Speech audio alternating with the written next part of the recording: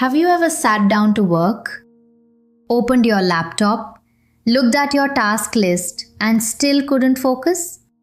Most people think they have a focus problem, but that's usually not the real issue. The real issue is that your brain is overloaded. Modern life has filled our minds with unfinished thoughts, open loops, and constant mental noise. And every one of those open loops quietly steals attention. Think about it.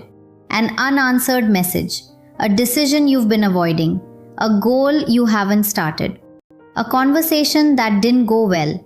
Your brain keeps revisiting these things in the background, even when you're trying to focus on something completely different.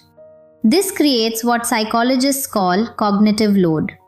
The more unresolved things your brain is carrying, the less mental energy remains for the task in front of you. That's why some people feel exhausted before they've even started working.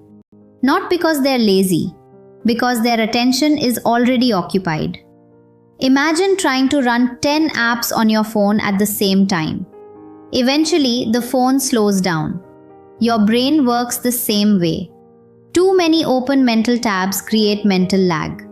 And most people never close those tabs. They keep adding more. More goals, more responsibilities, more information, more pressure. And eventually, focus disappears. One of the biggest causes of mental overload is overthinking. Overthinking tricks you into believing you're making progress. But thinking about a task and doing a task are not the same thing. The brain loves analysis because analysis feels safe. Action feels uncertain, and uncertainty creates discomfort. So instead of acting, the brain keeps thinking, planning, replaying, predicting, until mental exhaustion appears. Another major focus killer is decision fatigue. Every decision consumes energy. What should I work on? Where should I start? What if I choose the wrong thing? By the time many people finally decide, their mental energy is already drained. That's why highly productive people reduce decisions. They simplify. They create systems. They remove unnecessary mental friction. Because focus is not about trying harder, it's about carrying less. The modern world teaches people to optimize everything. But very few people learn how to clear their mind. And clarity is what creates focus. A clear mind naturally knows what matters. A cluttered mind tries to do everything at once. And when everything feels important, nothing gets done. This is why many people jump between tasks constantly. Their brain is seeking relief from uncertainty. But task switching creates even more mental clutter. The result? You stay busy all day, yet accomplish very little. The solution isn't forcing more discipline. The solution is reducing mental load. Write things down. Stop trying to remember everything. Create a simple plan.